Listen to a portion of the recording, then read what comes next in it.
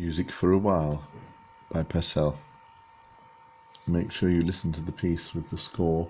There's a link below this YouTube video. Before you look at this particular video, and then afterwards listen to the music again, and then use this mind map. There's a link for this mind map below this video as well. So, melody. The soprano line has a range or compass of a ninth apart from the ornamental G in bar 36, from the lowest note of E just above middle C to F just over an octave higher.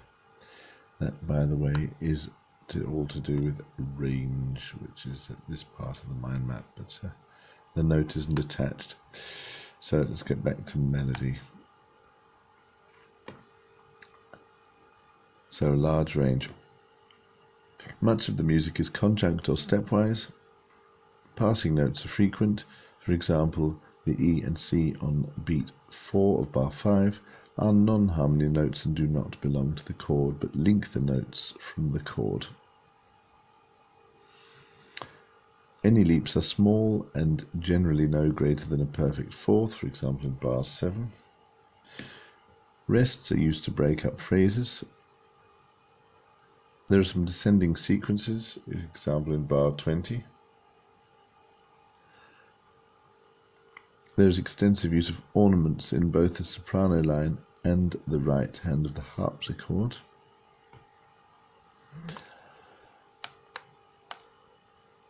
And those ornaments are trills, for example in bar 13, appoggiaturas, example bar 35, grace notes, example bar 6, upper mordants, that's when there's a little twiddle, a short trill that goes da-da-da, for example in bar 22, and lower mordants, da-da-da, for example in bar 1. An upper mordant is written just with a little squiggle over the top, da-da-da, could be da-da-da if there's a flat, but the lower mordant, which is has a line through the squiggle there, is da-da-da. If there's a sharp sign there, da-da-da. There we are, upper mordant and lower mordant. Rhythm and meter. There is no tempo indication, but a slow tempo would be appropriate for this piece. The meter is 4/4 quadruple time. The piece uses a wide variety of rhythms, but quavers and semiquavers are the most predominant. Dotted rhythms are sometimes used in the vocal part, for example in bar 10, but used more extensively in the right-hand part of the harpsichord. There is only occasional syncopation, for example in bar 20, and offbeat rhythms, for example bar 24. The ground bass, that's the repeated bass line which lasts for 3 bars in this particular piece, is presented entirely in quavers. Do, do, do, do, do, do, do, do, etc. Dynamics, there are no dynamic markings in this music. Context, you can read this yourself. There's a bit about Henry Purcell there. And there's also a bit about music for a while. There's nothing particular written about articulation in this either. Texture. The texture is melody and accompaniment, which is melody-dominated homophony.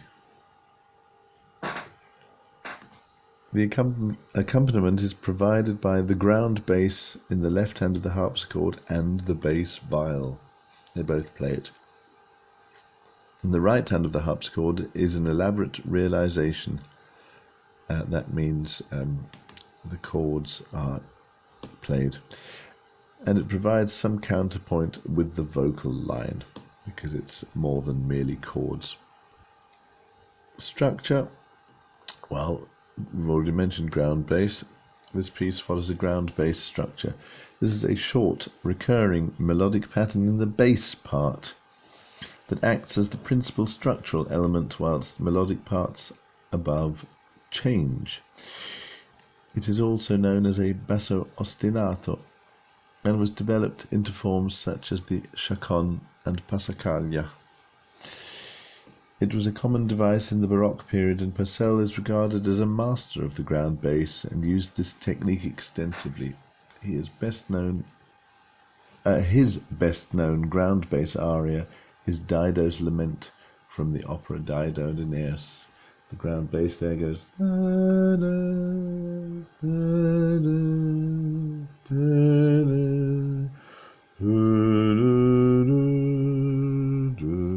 then repeats. Well, the features of the ground bass in music for a while include that it's 3 bars long. It consists entirely of quaver rhythms. We've had those 2 points already.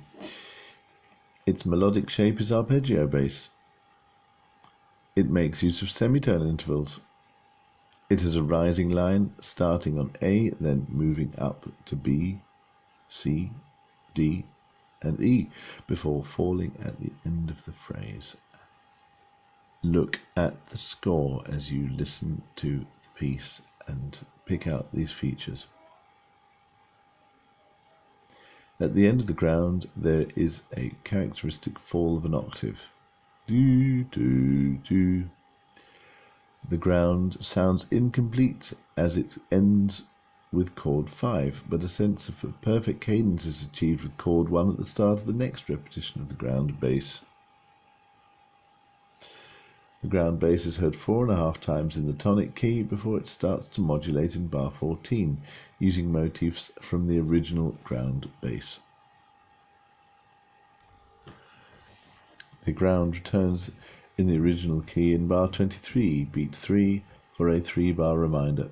It returns complete in bar 29 and is heard a further 3 times before the close of the piece.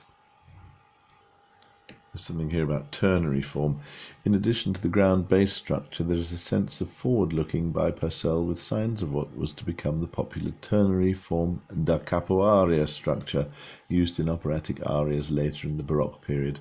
This is seen at bar 29, where there is a reprise of material from the opening in identical form with just slight extension to conclude the work. Harmony. Chords are diatonic and functional. Diatonic means belonging to the key. Functional, they move from one to another in a traditional manner. Perfect cadences are achieved from the chord 5 at the end of the ground to the chord 1 at the start of the next playing of the ground bass, for example, bars 3 to 4. We've had that point already. This is a 1C 5-1 cadential 6-4. That means chord 1 in the second inversion, going to chord 5, going to chord 1. Suspensions are used very occasionally. That's when you have a note in one chord which fits with the chord and that it's held over while all the other parts then play another chord, so that the note that's held over or suspended clashes and then it resolves. So there is a 4-3 suspension. That means that the note that's held on becomes a 4th in relation to the next chord and then resolves to the 3. And anyway, that's in bar 3, beat 4.5 of in the harpsichord part. Bar 3, beat 4.5. Dissonances are infrequent, but examples can be seen on the word pains in bar 12 with a D in the bass against an E in the voice. And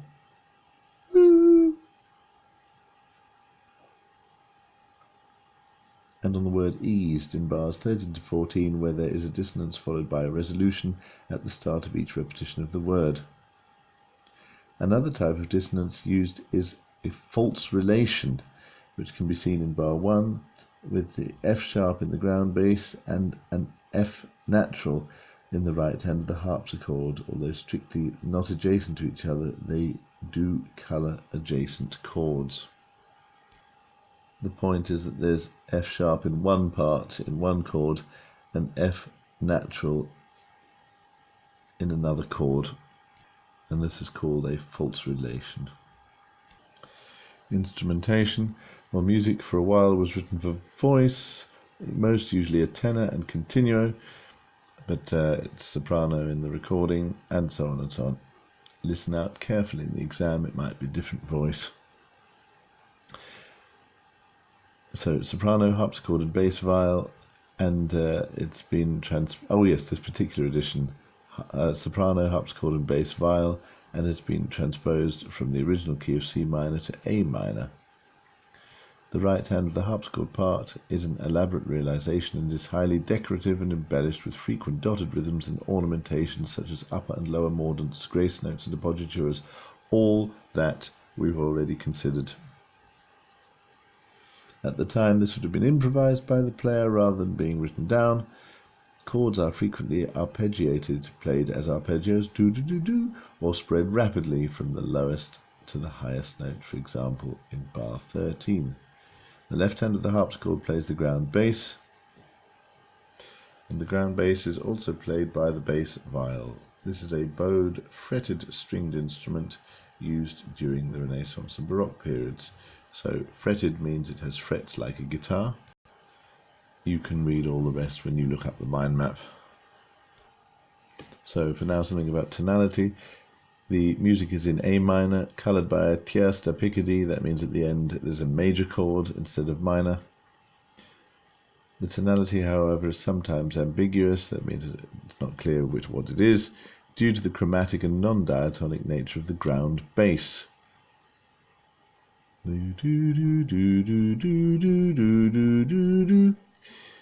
Lots of chromatic notes. The central section modulates closely related keys. These include E minor, G major, C major, A major, and E minor. Look those up in more detail when you next look at this mind map and when you listen to the recording. The music returns to the tonic key of A minor in bar 28 until the end. Modulations are confirmed by perfect cadences. 5-1